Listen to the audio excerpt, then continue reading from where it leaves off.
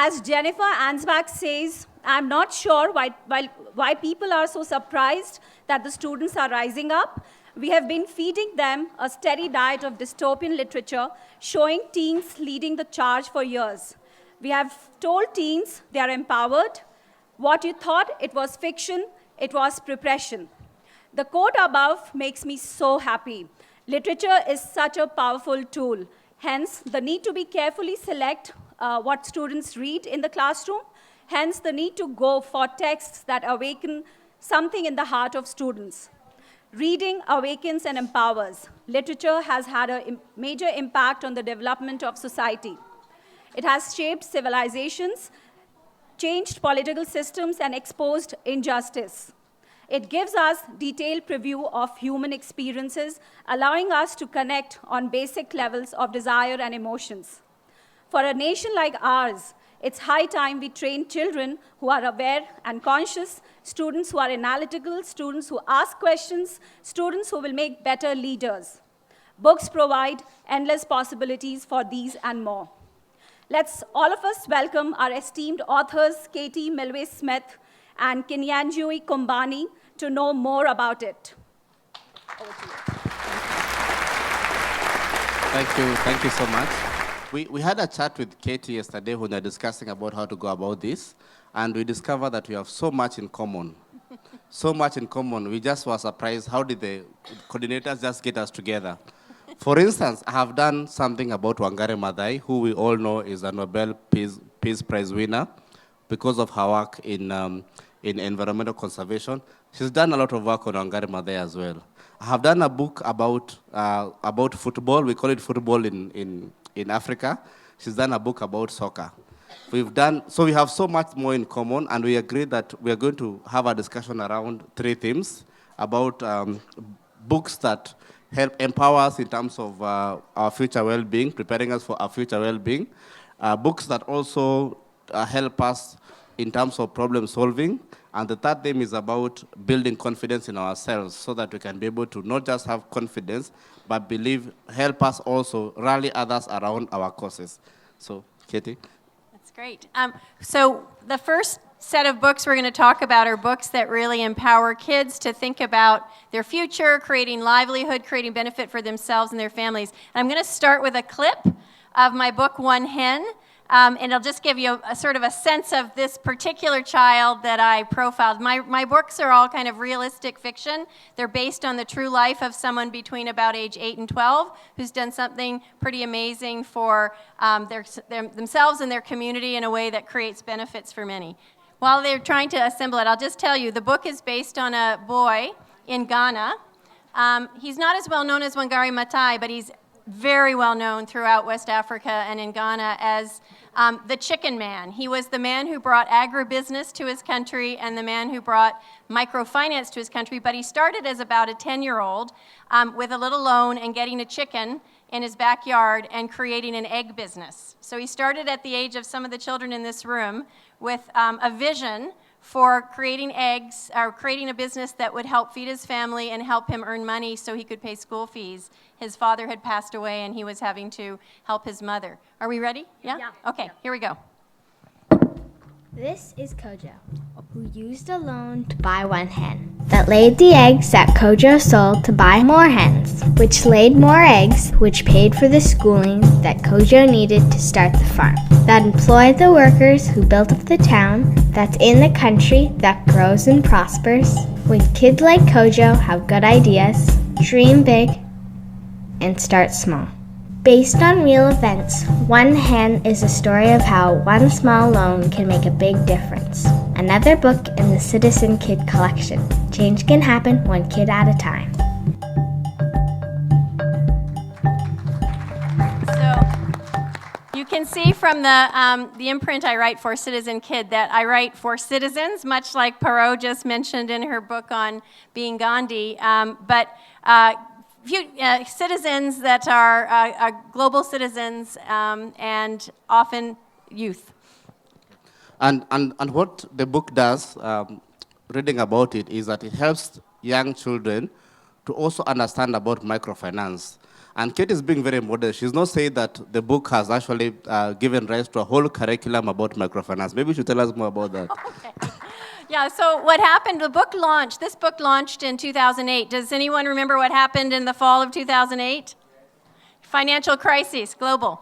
And so teachers were looking for ways to teach children about economics that was in a generous way, not greedy, which was the greed that led to the global crisis was something they were really trying to eradicate from the way children thought about economics and finance. And so this book became an educator movement. And they used the book and the notion of microfinance to teach children about how you start businesses in ways that can give back to community. And that you're always thinking when you earn money of 3 decisions you have to make: what to save, what to spend, and what to give to others. And what we realized was that the pocket money market for children in the United States at that point was $50 billion.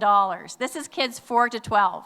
And so if 0.5% of children were inspired to give to microfinance, that would be $250 million of small loans, which could change so many lives. And so we started a nonprofit called One Hen Inc., and it now has a curriculum that's used by about 120 countries, and specifically as part of a major after-school program across the United States and Canada. And it actually teaches kids to, in teams, build businesses, identify needs in their community, sell their products, and give back profits to their community. So that's, I think, what you're referring to. Okay. Well, and if I consider educators, parents, after school, anyone who's helping kids, onehen.org, free resources for all who want to teach these things to their kids. Good, excellent. And Wangari Maathai said there's something very powerful. If you go to YouTube, you'll see Wangari Maathai's story about the hummingbird. Who has ever heard about the hummingbird? Anybody who's ever heard about the hummingbird? I know hummingbirds. That there was a very big fire in the forest. And people are looking at the fire and deciding that this fire is too big for us, we cannot do anything. But the hummingbird is one of the smallest birds in the forest. Hummingbird decided to do something about it. And the hummingbird went to the river, just picked one drop, it could only fit a few drops in its mouth, and went and tried to put out the fire. And what that story tells us is that we can all be hummingbirds. We can all be that one person. The climate is changing. The environment is being depleted. We can be just one person. And just effect of only one person can create such significant benefit for the environment. Just because of just being one person, Wangari Maathai was able to galvanize others around her cause. And through her foundation called Green Belt Movement, she was able to plant millions of trees in Kenya. She was able to get all the women to fight against inequality, against extrajudicial killings, against a president who wanted to build his party headquarters in one of the biggest parks in Kenya. She was able to stop people from actually destroying one of our biggest forests in Kenya called Karura Forest. So that is the power of one person deciding that they're going to do something as opposed to just sitting and waiting. And I think that's the good connection between our two stories. Yeah, it's a great connection. So next, I think we should also talk about problem solving. Do you want to talk about your book, Mimi's Village? Sure. Actually, I'm going to play a clip from The Good Garden. I have 2 books that really look at how kids are solving problems in their communities. The Good Garden is looking at the problem, much of which has actually been exacerbated now by climate change, but it's of being able to grow enough food to feed yourself. And 75% of the world's farmers work on farms that are very small, less than an acre, and if they don't grow enough food on that plot, then they go hungry. And so the issue, though, is that with climate change, a lot of soil is eroding, and also without knowledge of how to work with the soil, it's easy to take all the nutrients out, and so the little land you have stops producing. So this is a story about how a girl, through information, just don't know what that is, through working with a teacher who planted a school garden, was able to learn of ways to work with nature. Mimi's Village is about health, which is another part of a nature. It's the nature we all hold within us. And that one is the story of a girl who grew a vision because in her village they didn't have a clinic for health care, and they didn't have clean water. And so illness was prevalent, and it was her vision, actually, to bring basic health care to her village and how she went about that. So let's just look quickly at the Good Garden clip. That'll sort of give you an idea of the story. Faster than radishes, faster than onions, and faster than tomatoes. It's hope. In Honduras, Maria's family farm grows barely enough to live on. But when a new teacher comes to town, Maria learns how sustainable farming can help her family become food secure. The Good Garden, how one family went from hunger to having enough. Another book in the Citizen Kid collection. Change can happen one kid at a time.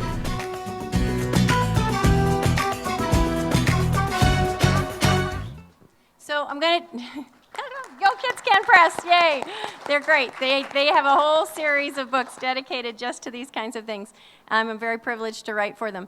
I'm going to just mention a few tactics here that any young person or old person can use to solve problems related to growing food and staying healthy. In this particular book, the teacher teaches the kids how to make compost. Anybody here make compost?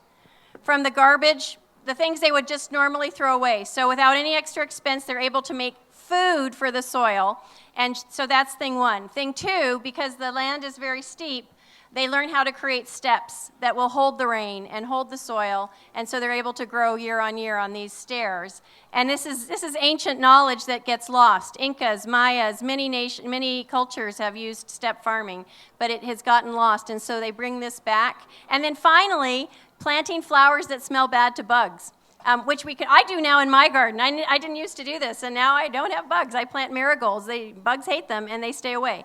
So that's, again, something. It doesn't take resources. It just takes labor, so energy, thinking, and some passion to do the right thing. And on the health front, the problem they were trying to solve for health was to be able to prevent disease. And so they learned things like, just eating vegetables and washing with a little bit of bleach in the water so it keeps things clean and keeps bacteria out. They learn about bed nets to keep the malaria mosquitoes out. They learn about basics, a lot of hygiene practices that can forestall ill health, and then some simple cures like oral rehydration. So these sound like kind of complicated ideas for kids, but actually they're such simple health issues, and they address the biggest killers of children under 5, which are malaria and diarrhea. Those are the two things that take out most of the children in our world, and simple practices can address that. So when she was writing about the Good Garden, and that was thousands of kilometers away, I was also doing a book called Eve's Invention. And that's what, the surprise for me was that we're all talking about food security, because Eve's Invention is about a young girl who invents a machine that is able to kill a worm that is destroying the environment. So later on, you'll discover that the worm has been created in the laboratory by some unscrupulous young dealers. The latest book in... Oh, okay. That's not mine. So it's been built in the lab, and it's destroying the country. So the whole country has been invaded by a worm called strangleworm. And this girl, just because of her initiative and just deciding to do more than what the other people are doing, is able to invent that machine. It's called Eve's Invention. So when she talks about food security, it's something that is actually a global problem. And the connection between us is that the people who are actually solving them are young girls and young boys like you here, who are just deciding, what can I do? Did I just sit down and wait until we die of hunger? Or can I do something about it? Okay. It was really astounding that we'd both done that. And then the last thing we both did is we ended up saying, these books that we write to empower kids to create livelihood, to solve problems, to improve food security, a lot of it, though, requires confidence. It actually, one of the most important parts of One Hen, teachers told me, was kids had to form teams to make their businesses. And through the teams, they learned leadership, and they learned to negotiate, and they learned to solve disagreements as they were making their products. And so social and emotional learning really needs to be part of any kind of education that we provide our children. And so these two books that we're going to talk to you about now that actually revolve both of them around soccer, are really books about social and emotional learning and building confidence and leadership in kids. So we're going to do a quick clip now on the Banana Leaf Ball, which is about a soccer team that formed in a refugee camp in Tanzania. The latest book in the Citizen Kid collection is from Katie Smith Milway, author of the acclaimed Citizen Kid books The Good Garden, One Hen, and Mimi's Village. In The Banana Leaf Ball, How Play Can Change the World, we are introduced to Deo, a young East African boy who lives at the Lukole refugee camp in Tanzania. At the camp's makeshift school, a bully named Remy has begun targeting Deo and some other children. Lonely and scared, Deo takes comfort in making a banana leaf ball, just like the one he and his friends used to play soccer with. When a coach visits the camp and organizes soccer games for the children, everything begins to change for Deo and for Remy now that they're teammates. Soon the two boys find themselves busy making banana leaf balls and organizing games and practices for the kids in the camp. Working as a team, they no longer feel alone and even become hopeful for the future. Based on a true story and brought vividly to life by the award-winning illustrator Shane W. Evans, The Banana Leaf Ball demonstrates how sport and play can help children overcome their differences and foster feelings of trust, confidence, and belonging on playgrounds close to home and around the world.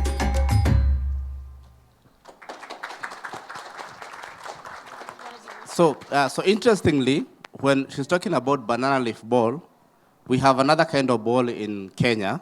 That was in Tanzania. In Kenya, we have another kind of ball where they use what they call joala. Say joala. Voila. So joala is, they use polythene bags and put them together and it becomes a ball. So it's not a banana leaf, it's actually joala in our side. And my story is about a young boy who is not a footballer. What he does is that he sells sweets and groundnuts to people when they're watching a football game. And suddenly one of the footballers is injured, and our young boy is asked to be part of the team. In fact, the coach tells him, you don't need even to score, you just need to be there so that we can have 11 players, because you can't go into the team without 11 players. And he goes in and then he scores. And throughout the story is a story about how he's able to go through some personal problems that he's having. And as a team, they are the smallest team in the city.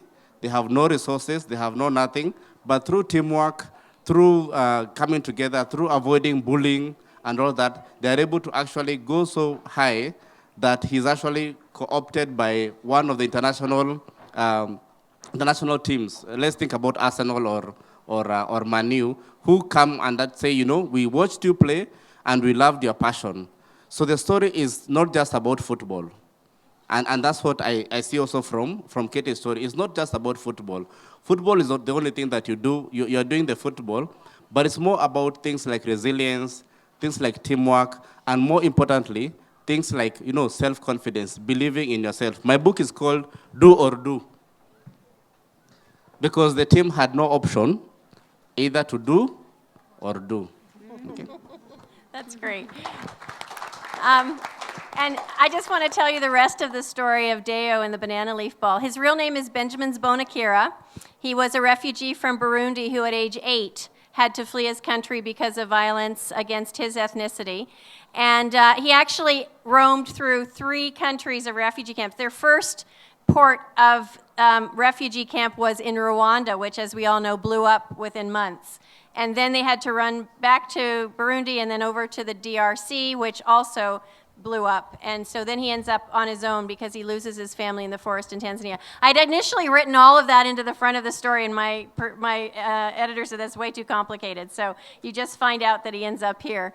But he is now back in Burundi, and he has become a soccer coach and started his own his own nonprofit that is using sport and play to help kids out of trauma.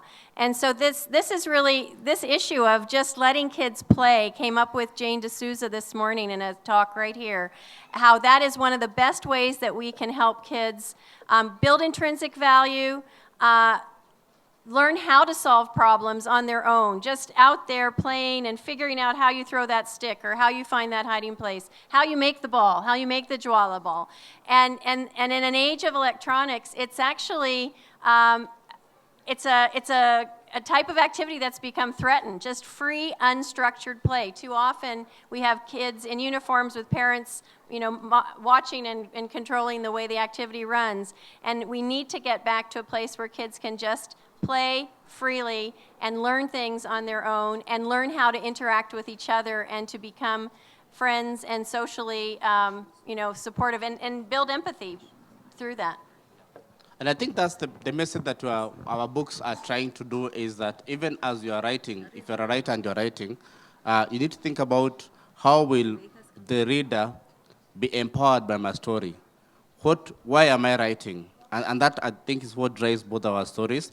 In Do or Do, football is an escape because it's written in a place in Kenya called Dandora, which is lower middle class people.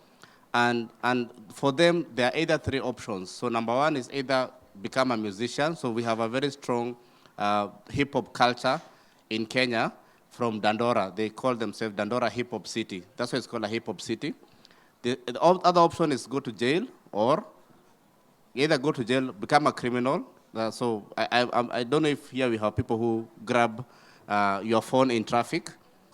It happens a lot with us, and that graduates into more organized crime. So either go to jail or die.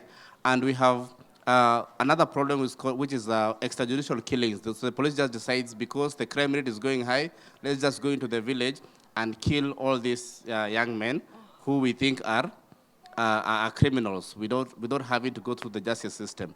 So for my character, and actually the people on the ground in Dandora, football is the other option, either music or jail or football. And I'm trying to show that you can actually be more than, no matter who you are, can actually be more than what the society has said that you should be. Okay, so now I found out something else I have in common with Kombani because One Hen, this notion of kids building their own livelihood, at first I was taken by the pocket money market for children who have money, but when I started doing readings of the book, I was invited into Harlem, which is an area of New York which is quite poor. And there the kids didn't want to help Kojo, the main character. They wanted to be Kojo, because for them, starting a little business was the other path. And in fact, a lot of youth in urban America think that the only business is drugs. It's selling drugs. That's the one that they get invited into, forming gangs, selling drugs. And so my goal was to catch kids at the middle school age before they thought those were the only paths, and to see that actually, no, you can create your own livelihood. You can be an entrepreneur, and you can be an entrepreneur and rent money and create value doing something legal that will sustain you and your life. And of course, many of these families don't have histories of employment in their family because they don't have that. And so the notion you can create your own job feels much more realistic than that you can get yourself to a place where someone will hire you for a job in an office building. So you can see how interesting this has been for us, because we're discovering so much about each other. We've never heard about each other. We live thousands of miles away from each other, and actually these are the only books that we picked. If we just go through the many books that we discussed yesterday that both of us have done, we would actually overrun this session. So I think we have only like 1 minute in case anybody has a question. Yeah. Any questions, audience? Or reactions. One It can question. be Or reaction reactions, or your own stories. Tell us your own stories of empowering or being empowered. Does anyone here play soccer? Okay, or football. There you go. What do you learn through it? What have you learned through football? That's it. Thank you. Do you want to tell us? Oh, yeah. And some of our best teams which represent the country are from Chennai. So when you were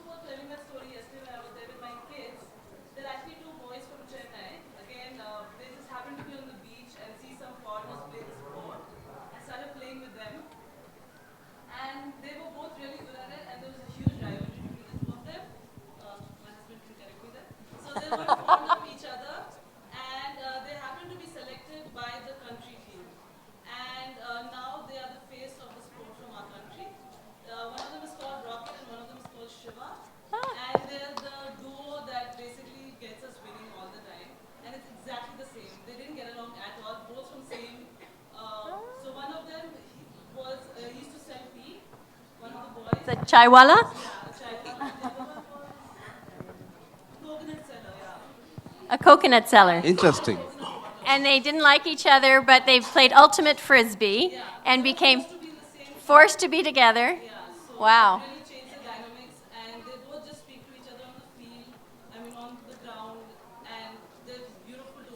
I think you need to write that story. That is really wonderful to hear. Yeah, it's reinforcing. Yeah, very good. Thank you, Madiha. This was interesting insight into two different cultures. Thank you so much, Katie and Kombani.